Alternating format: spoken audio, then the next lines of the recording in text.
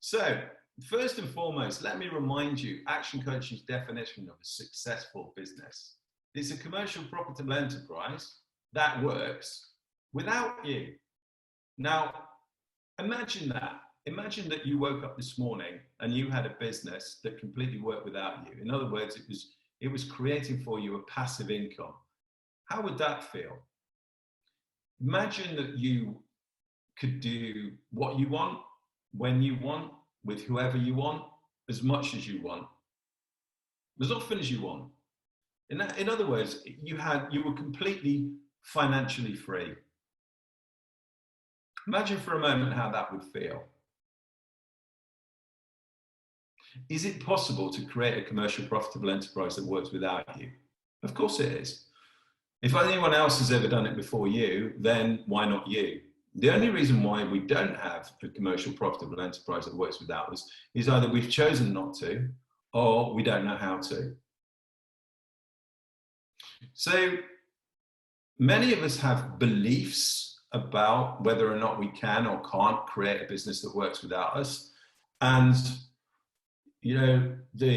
sometimes we have to question those beliefs. And many times when I'm sat in front of a business owner, they have a belief that their business could never work without them. And simply, we have to challenge those beliefs by saying, okay, what if you knew exactly how to make a business work without you? Would it be the same business that you're running now? Would it be a different business? Or what would need to change about your business in order to make it run without you? Now, I'm going to cover some of that stuff here this afternoon, but basically the journey that I take business owners on when they're working with me is to create a commercial profitable enterprise that can work without them. When I say can work without them, some of the business owners I work with don't want the business to work without them. They love what they do so much that they actually want to continue doing it. But I think you'll agree with me that most of us would rather do the things that we enjoy doing within our business rather than the things we don't particularly enjoy doing. So whatever that destination looks like for you, the journey itself is still the same. It's exactly the same. I've been in a situation before myself personally where I've had a business that doesn't work without me, and I know what that feels like, and I didn't know how to change it. And then I've been in a situation where I have had a business that worked without me, and I know which one I prefer. So certainly my life is spent really trying to help business owners leverage themselves out of their business, or the alternative, I guess, is to cash flow more money from your business than you need to live on for a period of time so that you have money to invest in passive income generating activities like pensions or property or stocks and shares investments. So there's more than one way to skin a cat, but today we're really looking at how do we create a commercial profitable enterprise that works without us? How do we systemize our business so that it can actually start to work without us? In order to be able to do that, we've got to spend time working on the business rather than in it. Now, before I move on, I just want to make absolutely certain that everybody understands the difference between working on rather than working in. So in your chat box, please, give me some examples of activities that are working on your business tasks rather than working in your business.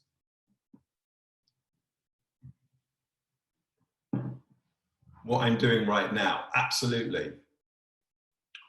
A1 activities, not sure what that means. Planning, yep. Strategy, goals, 90-day, proactive rather than reactive.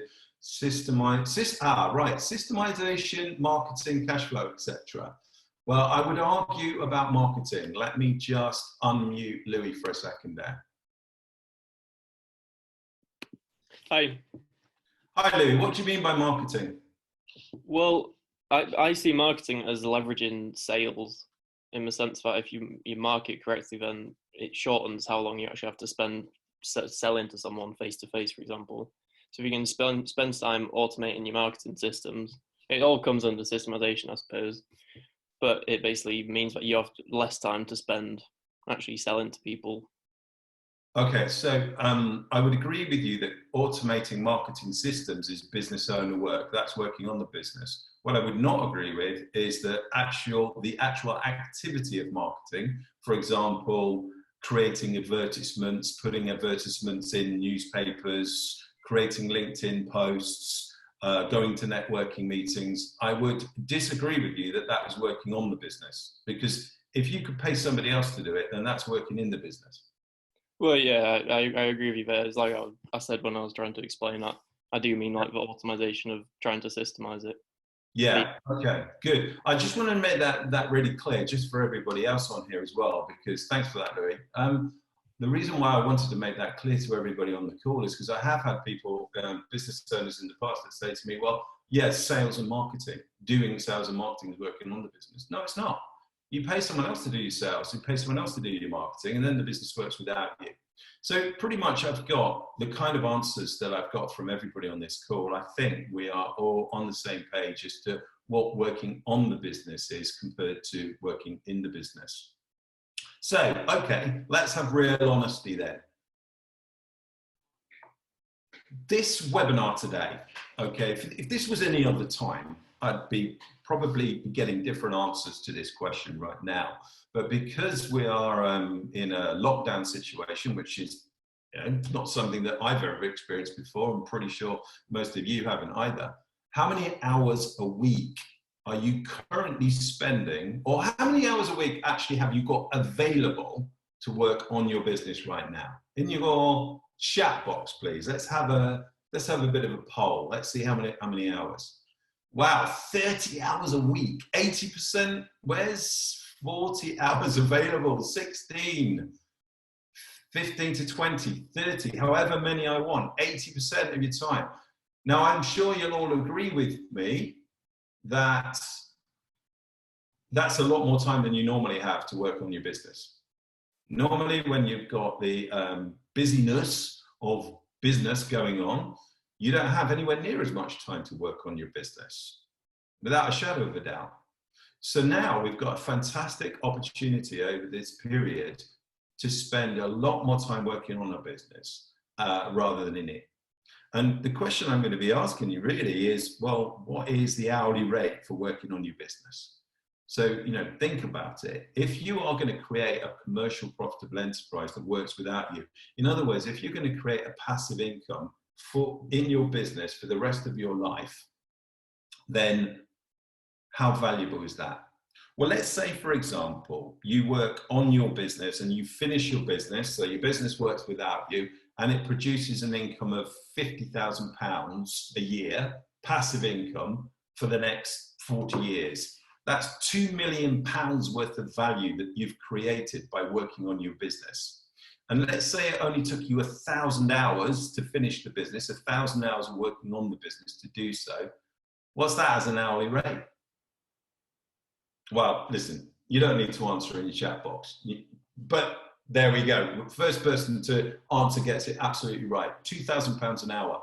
So as an hourly rate, working on your business could be as valuable as £2,000 an hour. And that's just for £50,000 a year profit for the rest of your life once you've created a passive income from your business. So that's how valuable working on your business actually is. Now, raise your hand if you actually get paid £2,000 an hour right now. That's interesting. No hands are going up. So wouldn't it be amazing for you to be spending all of this time working on your business over the next few weeks? Because although you're not going to be paid that as an hourly rate right now, that is what it's worth. Think about when somebody writes a book, they only need to write it once and they sell it forever. That's what leverage is really all about. And that's really what I want to concentrate on today. You leveraging yourself out of this business. Okay, so here's the process that I would take you through if you were working with me to get you to the stage where your business was working without you. And we've been, as an organization, Action Coach is the world's #1 business coaching organization. We've been doing this for 27 years. We work with tens of thousands of businesses every single week. So this system that we've perfected over that 27 years works every single time. The only thing that's different is the business owner. Not the business chassis, pretty much transferable from one business to another. Now, of course, there's differences, there's nuances between one business and another. And every time I say, well, the business chassis is a similar thing, I'll have one business owner at least say, yeah, but my business is different. Of course, your business is different. Everybody's business is different. However, this is a proven system. It works. And the reason why I know it works is because I've used it myself to get myself into with a financial freedom with a business. And I use it with clients all the time to get their businesses to financial freedom as well. So if you were to follow this process and get yourself to 10 out of 10 in every single one of these areas, you've got a business that is incredibly valuable, and you've got a business that could work without you. So here are the steps. I'm going to go through them quickly because I know there's a lot of people on this call who already know this stuff. But don't forget, I know 2 most expensive words in business. It's always important to have a reminder of this stuff. Step 1 then, business mastery. This is about turning your business from chaos into control. 4 areas to business mastery. Number 1, destination mastery. What are the goals? What are we actually aiming for? Not just the business goals, but our personal goals. Why are we in business in the first place? What's the plan? How are we actually going to achieve those goals? What's the vision? What's the mission of this business? Second key area to mastery is time mastery. Now, we all have exactly the same amount of hours, so there's no such thing as mastering time, but you can master yourself and you can master the disciplines and the habits that you need to have in place to prioritize the right kind of things. And this is part of what I'm going to be talking about today. Working on the business rather than in the business, because working on the business is leverage time. You only need to do it once and then it's complete. Whereas working in the business is the same as having a job. It's a hamster wheel. You do the same stuff all the time. You get up, you go to work, you go home, you repeat. You know, if you want a commercial profitable enterprise that works without you, then you've got to do things differently. The third key area to master in a business is delivery mastery. Now, this is where I have business owners all the time that say to me, yeah, but Stuart, you know what? No one does it as good as me. I've tried, I've hunted all over, high and low, for people that are good enough to do the job as good as me. No one does it as good as me. Well, you know what? Sometimes you just need to commit what I call ego side, which is, of course, there are people out there that can do it as good as you. You just didn't show them properly how to do it as good as you do it. Okay, it's not that you have got, you're some kind of unique person that has got a unique set of skills that nobody else could master.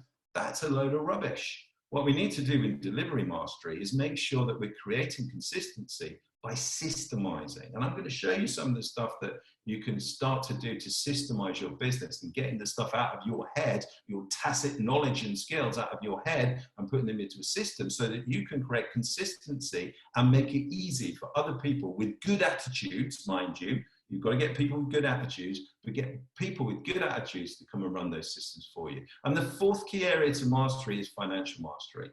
If you haven't got a handle on the numbers in business, then your business is headed for the rocks.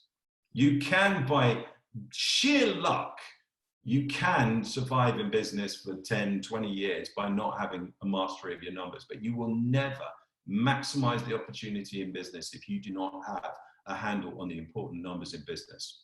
I'm not going to talk about financial mastery today, but it's definitely a subject that is really close to my heart and it's something that we do cover on a regular basis. Recently did one on cash flow. We'll be doing one on profit and loss forecasting. We'll be doing one on balance sheets and understanding your numbers and key performance indicators in the future. So watch out for those.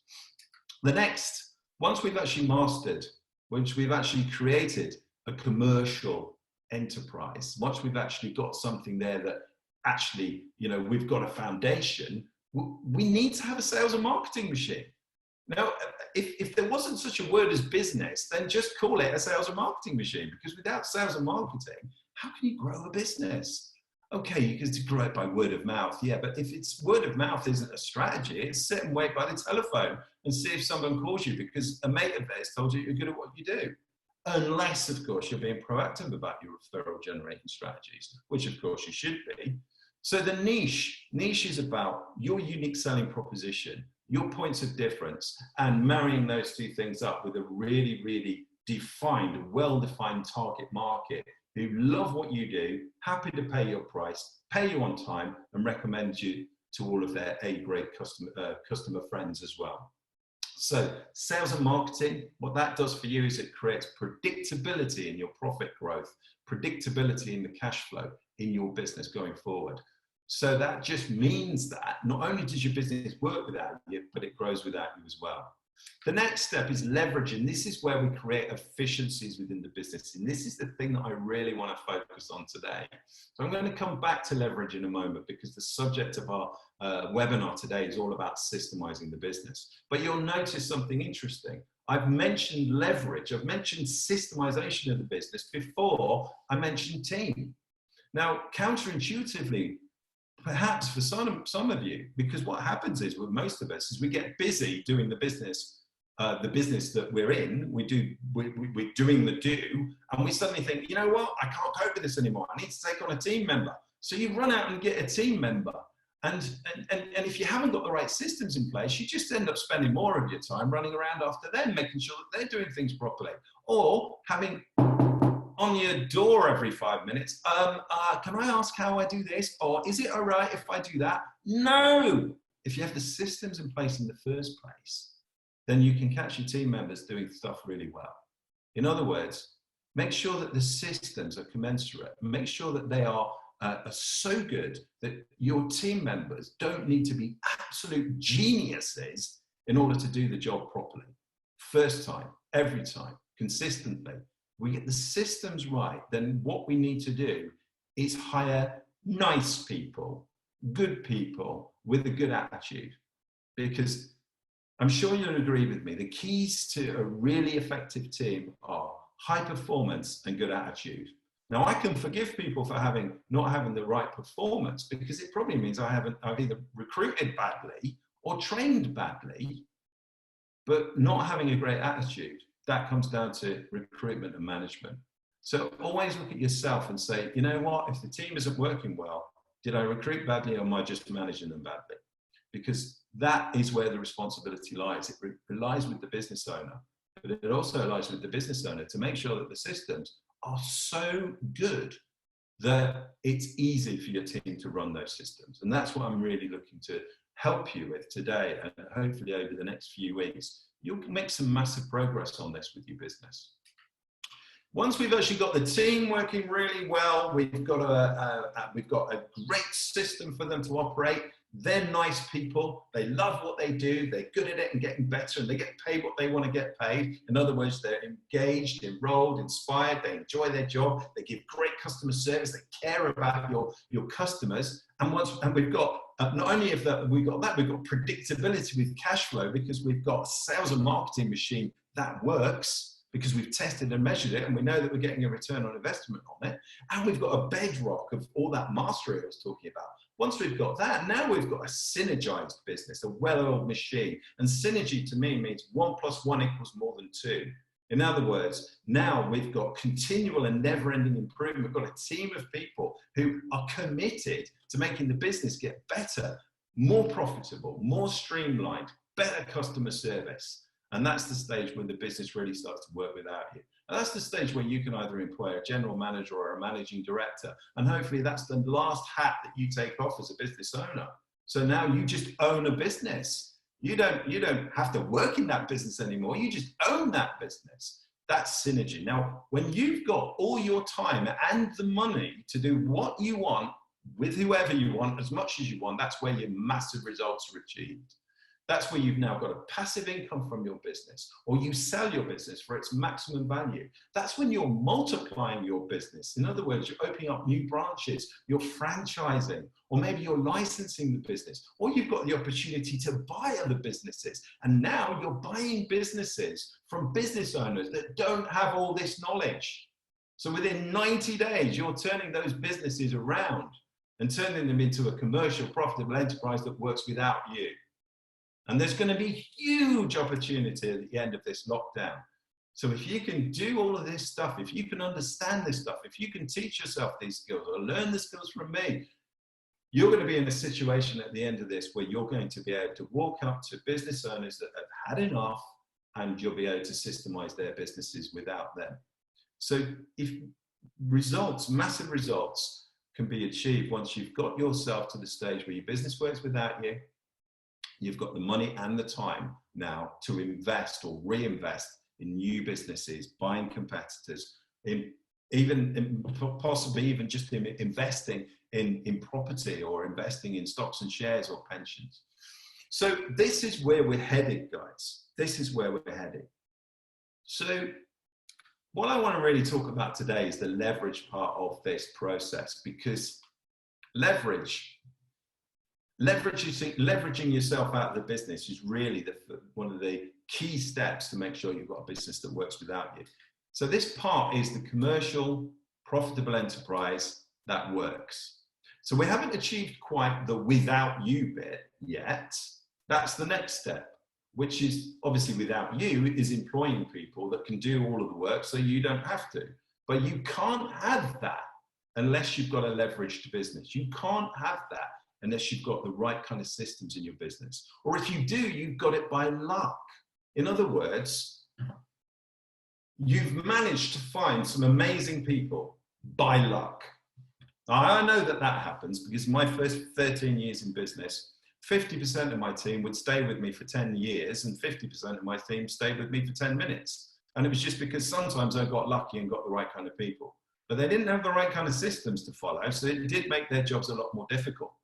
So, now I understand the value of having really great systems in my business. It just means that my team are going to find the job an awful lot easier. It means that my team are going to be able to do the job a lot better. And it means that management is going to be so much easier, because now all I have to really do is make sure that the team have got the right attitude and that the culture in the business is right, which is a leadership piece, not necessarily just a management piece. So here's the thing. How many of you are walking around and the business is all about you? In other words, it's all in your head. Raise your hand if the business is just you and everything is in your head right now. Let's have some honesty. Raise your hands, please. Okay, so most people on here, most people on this call here today, the business is all about you and it's all in your head. Well, you know what? It's no good in your head. Because unless you plan to work in the business forever, you need to take that knowledge and skill out of your head. So we've got to get that stuff out of your head. The advantage is it means the business becomes less reliant on you. Your team have got a resource without it having to be you. Otherwise, if the only resource is you, if you are the Wikipedia for your business, guess what? Every time they need the answers, guess who they need to come to? Now, for some of you, you might be the sort of person who just keeps putting on the hero pants, because that was me once upon a time. I actually used to quite like having the team come to me, ask me for questions, because I just needed to be the oracle. I needed to be the person that answered all the questions for them, which was ridiculous because I never got any of my own work done. Raise your hand if you identify with that. Who's putting on the hero pants all the time and going in to solve their problems for them? Yeah, fantastic. Well done for admitting it, guys. Well, look, we've got to, as I said before, we've got to commit ecocide. Let's get them being self-sufficient so that they don't have to rely on us. There is a caveat that I'll give you there, which is for some of the business owners that I work with, when they get to the situation where they don't feel like the business needs them anymore, there is a little bit of remorse sometimes. I guess it's a little bit like when your kids don't need you anymore and they leave home. There's this, you maybe shed a small tear, but then that lasts 5 minutes and then you have a party because you haven't got your kids to relying on you anymore. Fantastic. But that's exactly the same with the business, Having said that, you've got all the choices in the world once you get to the stage where they're not reliant on you. It means that it's so much easier to train people. It's been proven that it's around 10 times quicker and easier to train your teams if you've got great systems to train them with. Also, it means that you've got standards of performance so that you can manage that performance. If you've got recorded standards of performance, if it ain't being measured, it's not being managed. And it means, really importantly, that your clients can experience consistency, and so can you. So there's not really any downsides, ladies and gentlemen, to getting the stuff out of your head and into a system. So the key to business success, one of my favorite words, leverage. So in your chat box, please, what is your definition of leverage? What do I mean by leverage, ladies and gents? In your chat box. got getting out, we've got delegation, we've got making something work without you. Come on, guys. Using other people's time, expertise, and money to grow. Doing more with less. Judy. Let me just get Judy on the line. There's Judy. Where is Judy? Judy, I'm going to find you and I'm going to unmute you. Judy, you're self-muted. Can you speak? Hi, Stuart. Hi, everyone. Hi, Judy. So I love your definition, doing more with less. So what is an example? Oh, I guess with the leverage, I guess it's you know, like well, this is what I think. I'm going to waffle now, but what I think I'm meaning there is you have something which like the passive thing you were saying. You write a book once, but you can sell it multiple times. So it's about having. Maybe I've done it wrong. Not doing more with less. It's having more with less. Maybe. No, I think ever more with ever less is a great definition of leverage. In fact, I'll be honest with you, it's one of my definitions. There you go. Ever more with ever less. So the example that I might use, Judy, would be if you think about removing an engine from a car, it might take 6 or 7 really strong people to lift that out, but a granny could do it if she had a blockchain. Mm. Yeah, so a blockchain is a lever system for lifting something out. So in other words, levers or leverage is about being able to do more with less. So if you need to lift a heavy object, using a lever makes it 10 times easier. And the longer the lever, the easier it is to do. So I'm guessing that that's what you meant.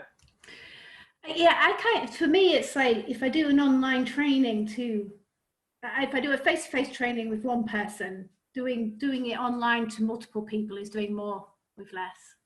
Yeah, fantastic. So one to many rather than one to one. Yes, yeah? One to many. Yes, exactly. Yeah. Fantastic. Thanks for your contribution, Judy. Thank you. Fantastic as always. Just muting you up again. Okay, so there's a couple of definitions there. Ever more with ever less. The other one that I love is divide to multiply. So, and any of you that have been working with me for a while will hear me talk a lot about the 5 ways to leverage your profits. In other words, we all want more customers, we all want more sales, we all want more profits, but those are outcomes of the 5 levers for profits, which are leads, conversions, transactions, average order values, and profit margins. And we can even subdivide those things up into smaller areas. And dividing to multiply is about the aggregation of marginal gains as well. You don't need to make huge increases in any of those areas, just small increases in all of the areas, and those things multiply your results. So that's really what leverage is for me. But as Judy said as well, it's about do the work once, get paid forever. And that's one of my favorite definitions of leverage.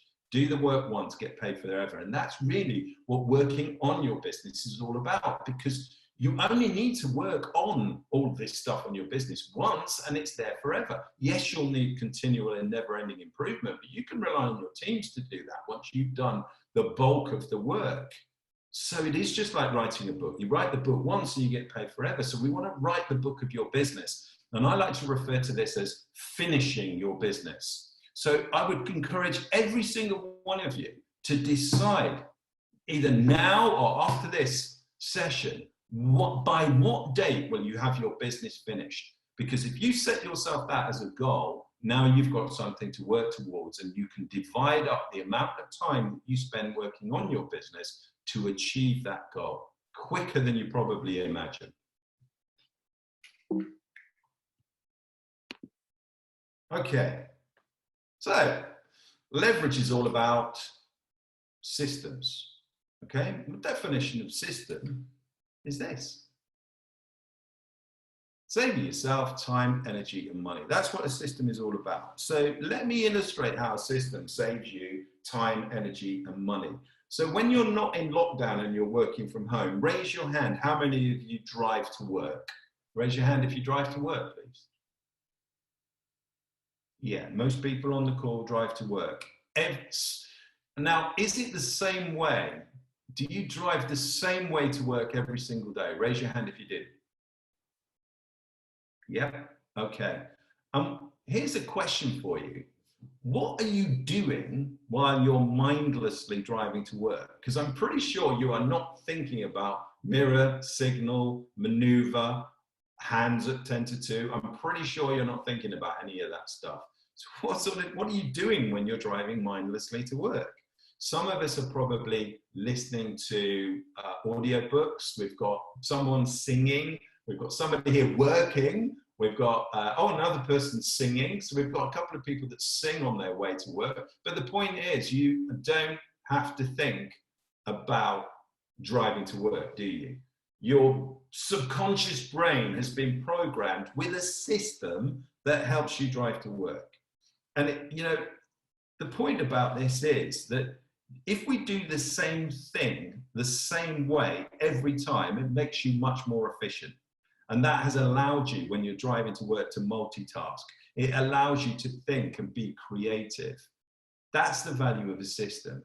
So if we can get the same sort of processes going on in your business so that things are done, routine tasks are done almost on autopilot, what are the possibilities then for your business? Well, we're talking about more creativity. We're talking about more productivity. We're talking about multitasking. That's the value of having a systemized business, guys. So there's a bit of a rule to this. And, I often talk about it as systemizing the routine and humanizing the exceptions. So effective systems, obviously, can save both you and your team money and frustration as well. Basic rule of systemizing is systemize the routine and humanize the exceptions. Anything that can't be systemized needs to be run by people, but always look to putting a system in place rather than employing more people. The system means that things are done consistently regardless of the team member. And the rule of thumb is this, 80-20. 80% of the business is a system and 20% of the business is humanized for exceptions. So if at the moment it's the other way around in your business, in other words, 80% relies on people just doing stuff right, not following systems, then it could potentially be chaos. So we need to make sure that we've got the balance with this stuff right. We want an 80-20, 80% of the business system, 20% humanized for exception. If that makes sense, just raise your hand. Fantastic. So that's the rule of thumb, 80%, 80-20 rule. Systemize the business, systemize the routine, and humanize the exceptions. So remember, these are the rules. Systems run your business, people run your systems, and you lead your people. You see, what we don't want to be is in a situation where you are having to run around looking after your customers, run around looking after your people, run around looking after the cash flow, the profits. In other words, everything falls on you. If you only had one job, which was to be the leader of your people, and your people take care of your customers take care of the business, and the business takes care of you. That's the only cycle that really works. Now, in order to be able to do that, you need to make sure that your business is being run by your systems, and it's your people that are operating those systems. And then you just there as the leader, making sure that everything is working as it should do. So let's have a look at the 4 basic steps to systemization. First and foremost, flowchart your process. What this does is gets it out of your head as an overall map of what the processes need to look like. So it shows you how the whole thing actually fits together. So I'll give you some examples here. An example there for winning the customer. So sales process, for example. By the way, as I'm talking about sales process right now, in your chat box, how many steps are there in your current sales process? And by the way, if you don't have one, then just say you don't have one. But how many have you got? So we've got one has got 10, one has got 7, someone's got none. Don't have one yet. Don't have one. Don't have one. So we need to get a sales process in place, guys. We don't have a sales process, then how on earth are you winning sales? probably by accident, or probably the same way as everybody else is.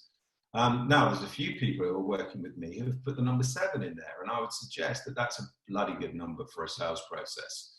National Sales Organization have recognized that most people make a decision between touch point 5 and 12, and yet most sales process most people's processes, when they haven't even thought of one, have probably got 4 steps in maximum.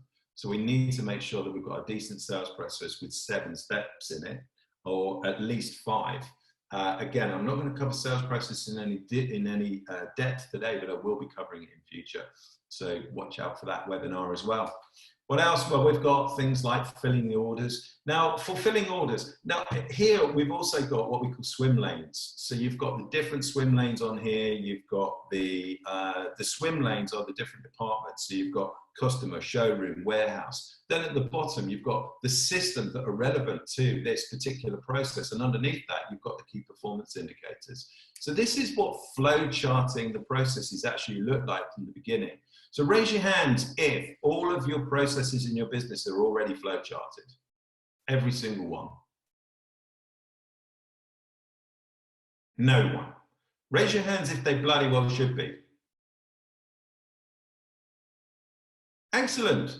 Well, there's a good starting point for you. After all, we are called Action Coach, not sit down, listen to a webinar, take some notes and go away and do nothing coach. So potentially that is a good starting point for some of you.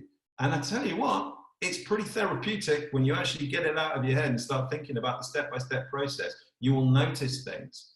You will actually start to notice things. You'll actually start to notice where things could be improved. You'll actually start to notice where things are falling down and why they're falling down. So it's a great first step to take for systemizing the business.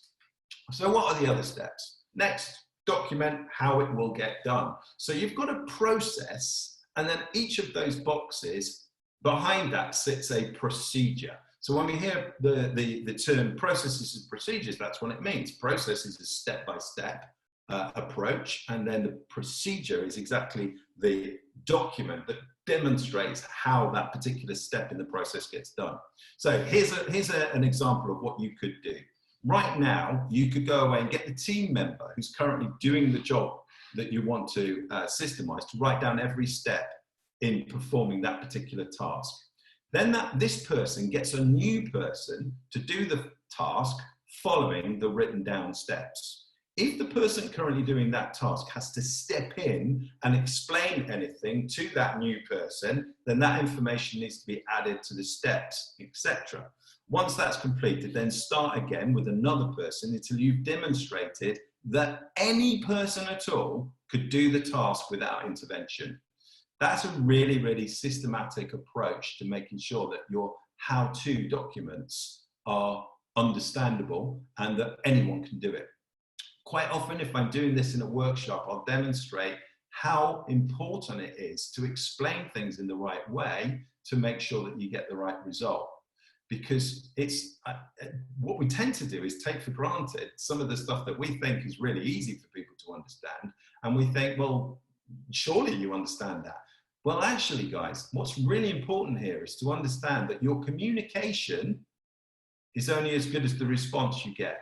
So if you're not getting the response that you want, in other words, if things aren't working, don't blame the person that you're communicating with, blame your communication. Go back and re-look at the communication and say, well, how do I communicate this to make sure that this person can do it right every single time, or any person can do it right every single time? Next, measure the results using KPIs, key performance indicators.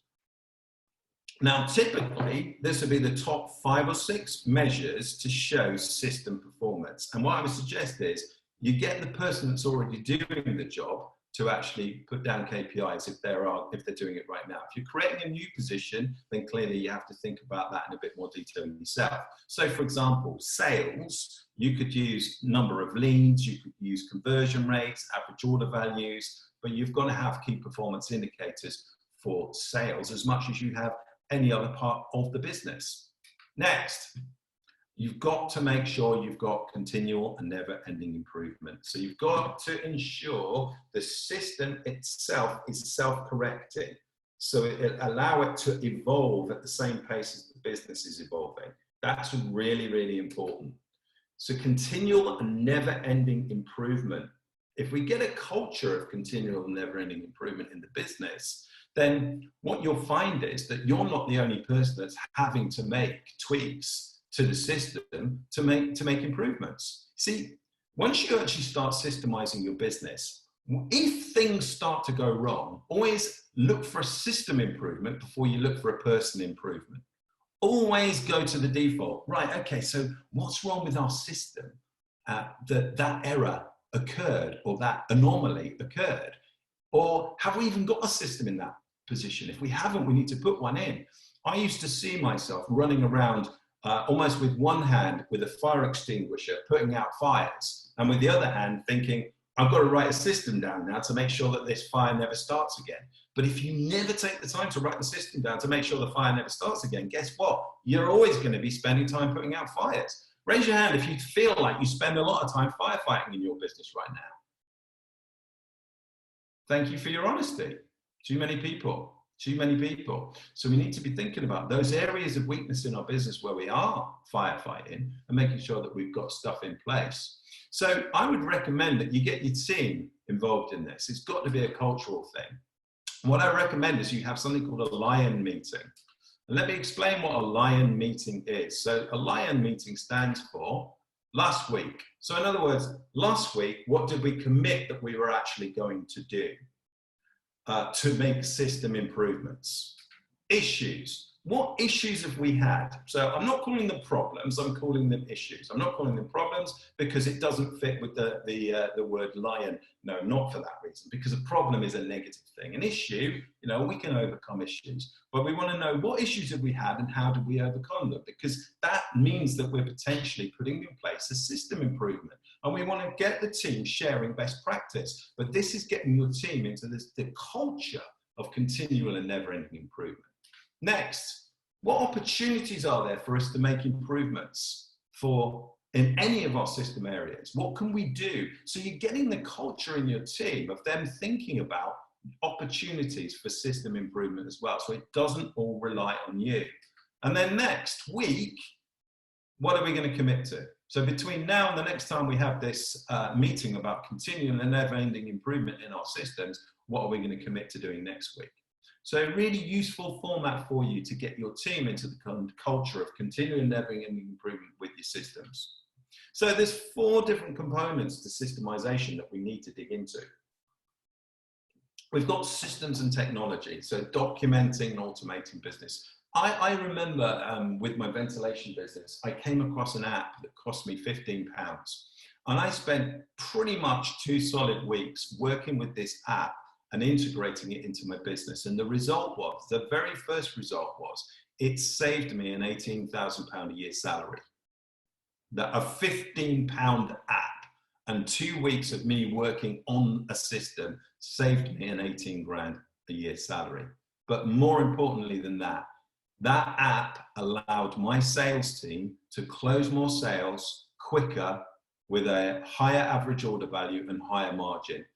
I'd never calculated the value of it, but I would guess that we're talking hundreds of thousands of pounds. Now, Lucy, you're asking me what the app was. The app was, it was actually called Form Connect Pro, and it was just a way for us to systemize our business so that we could actually go out to our customers and do quotations face-to-face in front of them from an iPad, rather than the long drawn-out system that we had before, where we would go back to the office and create quotes. So it's not going to be appropriate for all of your businesses. It doesn't matter what the app was, but the point is, are there lots and lots of pieces of software and lots of apps out there that make our businesses more streamlined and more efficient? Of course there are. So in your chat box, give me some examples of apps, software programs, CRM systems that you guys are using that make your businesses more effective and efficient. Let's have some examples. So we've got Xero and QuickBooks, because those are,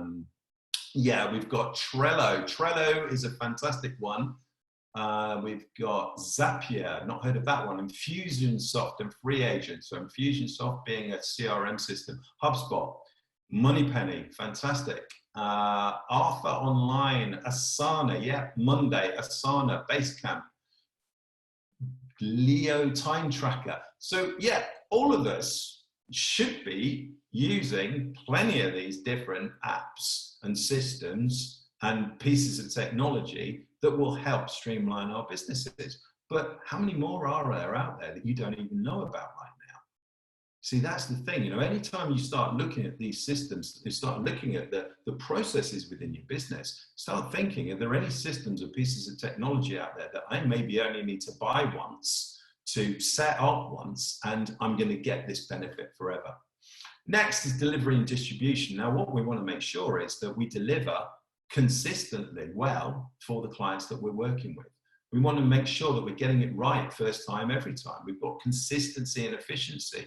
We've got productivity. All of that stuff there is a really important area of the business to systemize. Accounting and test and measure, so the numbers. I mean, I'm sure you'll agree with me that the currency of any business is the numbers. And we need to make sure that the business numbers, whether they are just financial numbers, or whether they're marketing numbers, or whether they're operational numbers, or whether they're customer service numbers, or whether they're team engagement numbers, it doesn't matter what it is. Anything that needs managing in your business needs measuring. So we need to make sure that we've got that piece taken care of. And then the people in education. So have we actually got a decent recruitment system in place? Most people don't have a decent recruitment system in place. They just do the same thing that everybody else does, which is usually pay an outside agency to recruit for them. They don't actually have a system in place. Do we have a decent onboarding system with our people? Do we have a training program? Do we have a personal development program with them? Do we have an induction program? Do we have systems for our people to make sure that we're maximizing their abilities? But also, I'm sure you'll agree with me, when it comes to people, we want a team of people that are engaged, enrolled, inspired, who love what they do, they're good at it and getting better at it, and they get paid what they want to get paid. If you've got that, they feel like they've got a 7-day weekend, and let me assure you, you will have a 7-day weekend as well. So it's so important to look at each of these 4 areas to make sure that we're really on top of it. So we've got to make sure that, that things are predictable within our business. Now, across those 4 areas, there are about 70 different strategies that you might want to look at to make sure that your business is finished, okay? If you can tick, yes, I've got this done in every single one of these areas. By the way, not every single one of these areas will be appropriate for every business. If you're not turning stock over, then some of these things are not going to be appropriate for you. So it may not be as many as 70, but there's a decent checklist for pretty much any business there to go through to make sure that your business is online for being finished. By the way, who would like a copy of this checklist? Raise your hand if you would. Okay, fantastic. So if you want to email me with anyone that's already working with me, by the way, you have a copy of this checklist already. You may be just enthusiastic and you raise your hand to anything I say, but you've already got a copy of this checklist if you're working with me, okay? So I want to make sure, if you don't know where it is, by the way, then obviously if you go back to your 90-day planning workbook, the leverage section of the 90-day planning workbook, you'll find it in there. For the rest of you, if you haven't got one of these already, I thought I recognized it, she says. If you haven't got one of these already, then please just email me and I'll send you a copy of this. And it gives you a checklist of things that you can work through to make sure your business is being systemized in the right way. So let's look at the 9 steps of systemization. First step, vision statement. Preparing a vision statement for the business is the first step to leverage. I think you'll agree with me that you can't get a business working without you unless you've got a good team of people around you. And you as the leader have to have some way of inspiring, engaging, and enrolling them. That's what the vision statement is all about. Absolutely. And it is your responsibility as the business owner to create a compelling vision that means that when they come to work, they know exactly what they're working towards, that there's a deeper connection with the work that they're doing rather than just turning up and getting paid because that's what we do. Next, we need to make sure that we've got a great mission statement as well. Now, the mission statement is slightly different from the vision statement. The mission statement explains how the vision will be achieved. So if you think about the vision as being, this is the peak of the mountain that we want to get to, the mission statement is, and this is the journey that we're going to take to get there. So raise your hand if you already have a written company vision and mission, please.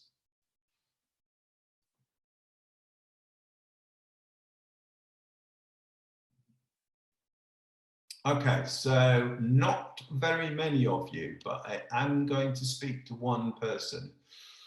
And I'm going to choose somebody who I don't speak to very often. I'm going to choose Wes. Let me find Wes on here. Wes, allowing you to talk now. You're self-muted. You can talk. Hi. Yeah. Hi. We have a vision and mission statement, and we have a set of core values that we get the business to believe into, that things that we think are relevant to us and to our clients. And I suppose what we try to do is make the vision and mission statement really short and very succinct as to what we want to do. It's not a big 20-word vision statement or mission statement. It's quite short. So they're easy to do. They just take a bit of time. As I said, the key thing for us was finding core beliefs that we want the rest of the business to have, so that they get a feel for what it's like to work for us. So tell me, Wes, what do you think are the benefits of having a written vision and mission statement? It gives you clarity as to the direction that you're wanting to head towards. So if you have a very specific vision statement, it allows you to assess opportunities as they come along to see if they match with what your vision statement is for that business. And your mission statement then allows you to work out how you're going to deliver against that. Fantastic. Thank you very much for that. Appreciate your input there, Wes. So absolutely, I completely agree with Wes there. You know, we've got something to aim for. We've also got something for our team members to buy into as well. And, you know, it's okay having a written vision and mission, but we also got a team that actually lives by the vision and mission, or that they're inspired by it. Wes, can I ask you to mute yourself again, please? That's it. Fantastic. Thank you very much. Okay, so we've got the vision and mission. Now, something that Wes was talking about there was about, you know, the kind of values, the core values of the business. This is what I like to call a culture statement. The culture step of leverage is very much about the rules of the game, if you like. So how you as the business owner want your team members to behave. This is more about attitude. This is more about values. So how do you want them to behave whilst achieving the objective of successfully running this business? Now, by having these things actually defined and written by the business owner and bought into and signed up to by the team, it gives a much greater understanding to existing members as well as new team members as to what is acceptable behavior and what is not. Now, if the owner doesn't proactively get involved in this, then what happens is the team will do it for you. Now, that may or may not be what you're looking for. So, question, and raise your hand if you already have written points of culture for your business. I know that Wes does, so his hand's going to be going up, but raise your hand if you already have written points of culture for your business. Very few people, guys, very few. Well, look, I mean, when I'm working with you, I'm going to help you craft a vision statement. I'm going to help you craft a mission statement, and I'm going to come and work with you and your team to create a culture statement. But they're not just written statements for the hell of it.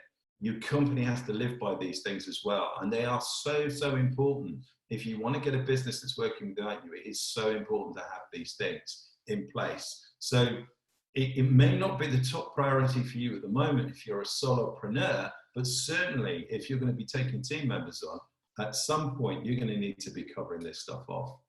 Next, we're going to have goals. The SMART goals are the specific, the measurable, the time frame goals. What does the owner want the company to look like when it's finished? Got to be absolutely clear on what does this business look like when it's finished. Overall goals, of course, help focus and direction and momentum, and on what the small stages are, the integral stages to achieving the ultimate goal, because you don't achieve an ultimate goal without the micro goals along the way.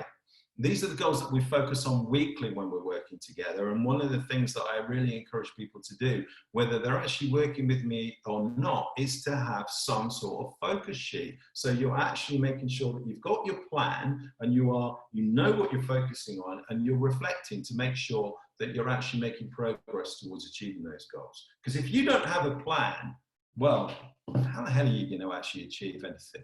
If you don't have a plan, you know, it's just random. How are you going to achieve anything? So we need to make sure that we're doing those plans. So me personally, I think that the best kind of plan in business is a 90-day business plan, but you know, maybe having an overall overarching goal that you're aiming for as well is really important. Maybe you're looking 5 years ahead, maybe 3 years, especially if you have a destination for finishing your business, which might be selling it or taking a passive income from it. Now, whether you're working with me or not, make sure that you also get somebody to hold you accountable for this stuff. Because in my experience, most business owners aren't particularly good at holding themselves accountable. Why? Because they didn't like the accountability of a job. So why would they like the accountability of anyone that hold them accountable right now? But to be honest with you, I was like that, always have been, but I need someone holding me accountable. And I believe most of you do as well. Next, organization chart. So in other words, now you know what the company looks like when it's finished, create an organization chart of what the business looks like when it's finished, with all the positions required for that business to be running without you. Draw out a complete chart of all the positions, and also make sure that you add any position that currently isn't there at the moment. What you also then want to do is actually put the names of all the people who are actually currently in those positions and the role that's needed, if there are any extra roles that are needed.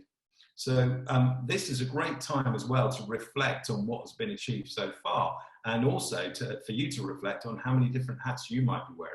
As I said earlier on, to get that business working without you, what we want to do is the last hat you take off is the managing director hat or the general manager hat, and you're passing that on to someone else. Sometimes as well, to achieve the goals that you set in the goals, you might actually need to take the business in an entirely different direction. And I know that at this moment in time, there are a lot of people looking at new directions for their business, because now is a good time to be looking at it. A lot of us are experiencing new things that we've never experienced before, and potentially it's opening up new opportunities to look at our businesses in different ways. It may well be that you are looking at ways of streamlining your business with more systems and technology. It may well be that remote working is now going to be a thing that you're going to encourage all of your team members to do going forward, and it's going to save you some overhead costs. I don't know what it looks like for you. It may be that you're going to stop doing face-to-face meetings with many of your clients, but it gives you the opportunity now to reflect and say, well, what does this business actually need to look like in terms of my human resources when it's finished? Next, position contracts. So positional agreements are very different from job descriptions, because they cover not just what the people need to do, but also how they need to behave, who they need to be, the skills they need to have, and the key performance indicators. So in other words, the results that you're looking for. So having these written descriptions for each of the roles, what this does is, once you've actually got your organizational chart and your position contracts, is you've broken down every single functional area in the business with every single task that needs to be achieved. If you can't systemize a business unless you've got full visibility over all of that stuff. So if you've got a team member that's currently in this role, get them to write their own position agreement to start off with. Then you need to look over them and see if this is what you envisaged the role to look like before they started that role.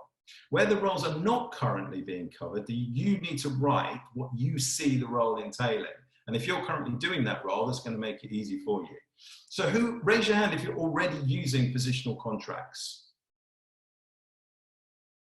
Just one person. Okay, yeah, okay, so we've got a couple of people now. We've got a couple of people using positional contracts or positional agreements. Who needs a template to work from? Raise your hand if you did.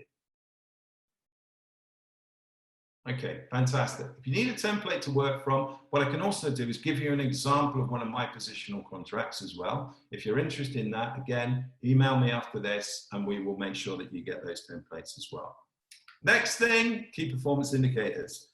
So for every single one of these roles, you need to know, everybody needs to know what good performance looks like. If you're not telling your team members what good performance looks like, then how are they going to know if they're doing the job well or not? So you've got to have those, and it's 5 or 6 basically, 5 or 6 different tasks or outcomes that need to be measured, and how team members can earn bonuses potentially based on these as well. So, you might want to incentivize people with their key performance indicators depending on what the role is. Once the role key performance indicators have actually been defined, what you then need to do is develop departmental key performance indicators as well. I've got some great tools and templates, by the way, that you can use to make this a whole lot quicker for you as well. So if you want to make it easier and quicker for yourself, avail yourself of my tools and systems and templates. But whatever happens, eventually we need to develop a key performance indicator dashboard for you as the business owner, because even when the business is working without you, and this was something that was very much for me when my business was working without me, the ventilation business, I always had an end of day report, which was a dashboard that I looked at without fail at 5 o'clock every day, whatever I was doing, because I didn't want to completely abdicate responsibility. That business was still providing me with the passive income, and I wanted to make sure that things were still on track. So you're always going to need the key performance indicator dashboard, and we need to build one that gives you visibility over every area of the business that needs to perform well. Okay, so when we build that, that's going to change your life, I promise you, because the two most important words in business are what? In your chat box, what are the two most important words in business, ladies and gentlemen? Test and measure. Fantastic, Wes, love it. Who else? Come on, guys. Profit and loss. Profit and loss. Yeah, but you know what? Profit and loss, they're measurements, aren't they? Absolutely, they're measurements. Two most important words in business are test and measure. So here's a question for you in your chat box. What are the benefits of testing and measuring? What are the benefits of testing and measuring? In your chat box, don't be shy.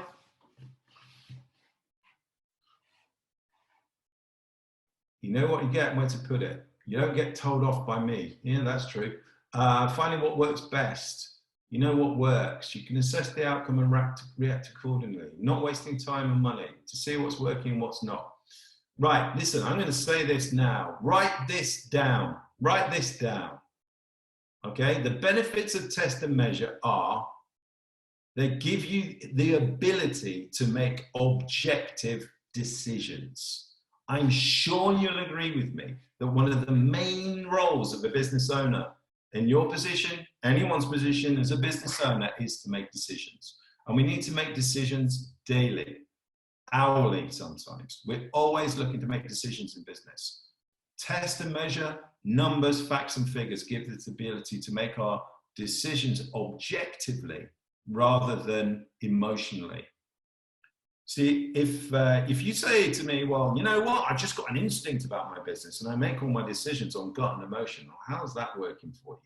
Okay, anything in a business that needs managing, needs measuring. So test and measure, two most important words in business, without a shadow of a doubt. So key performance indicators, anything that needs to be managed needs to be measured. So knowing your numbers is a fundamental of business growth. Key financial, sales and marketing numbers, operations numbers, customer service numbers, customer feedback numbers, team engagement numbers.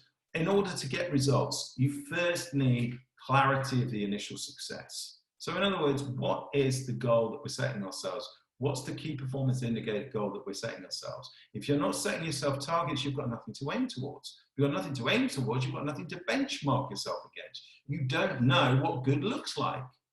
Then you need, the next challenge is to get focused. Absolutely, we need to get focused, because how are we going to achieve our goals if we're not focused towards that end point?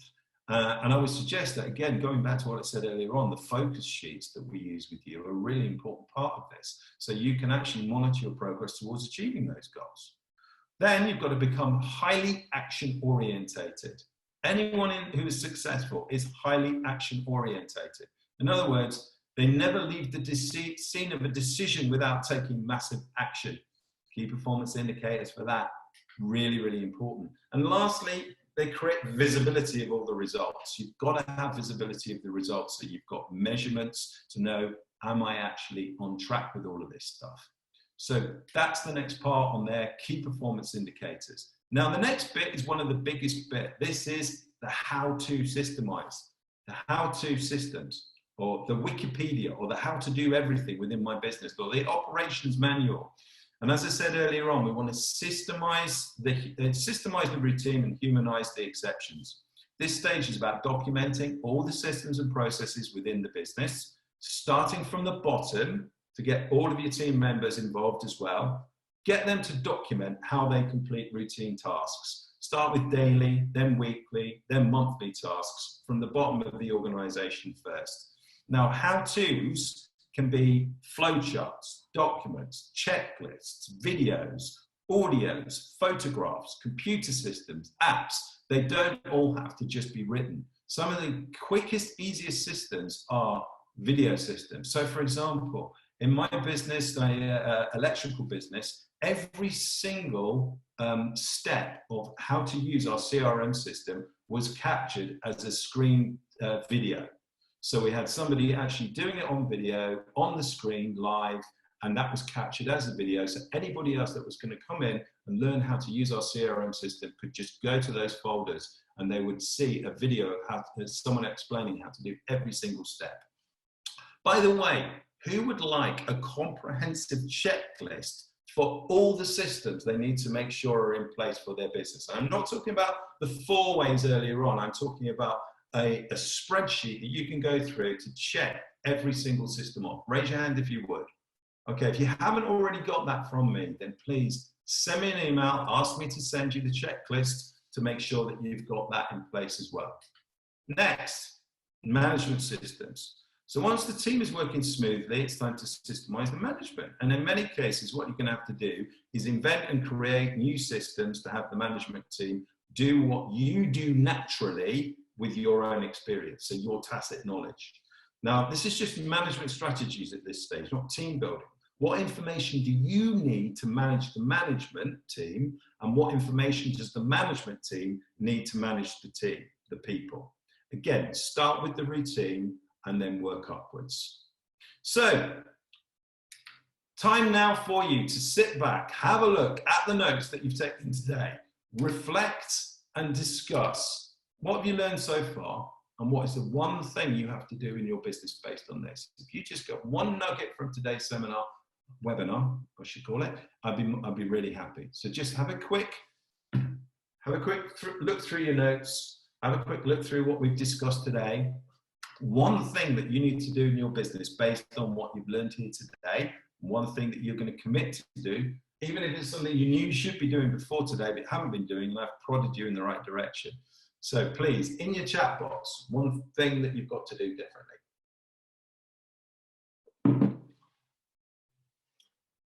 So Alex is going to automate more systems that work without you. Start from the beginning. Start working with me, Ben. Fantastic. Start a flowchart of processes. That's a fantastic place to start. Educate others in my business, what I've learned over the last 3 weeks. Brilliant. Positional contracts for all team members. Start from scratch. Work through the 9 steps to systemization. By the way, Louis, there's a great book on that. It's called Instant Systems by Brad Sugars. I need to automate appointment management. Yep, flowchart. Brilliant place to start. Nyla, I love it. Flowchart's a brilliant place to start. Systemization flowcharts. Talk to Judy on Monday about LinkedIn leverage. Just read Clockwork. Jeanette, it's a brilliant book. Clockwork is a fantastic book, ladies and gentlemen, if you want to understand about systemizing your business. And also The E-Myth by Michael Gerber, and also Traction, also the Checklist Manifesto. Any of those books, fantastic books if you want a little bit more information about systemizing your business. Fantastic, thank you very much.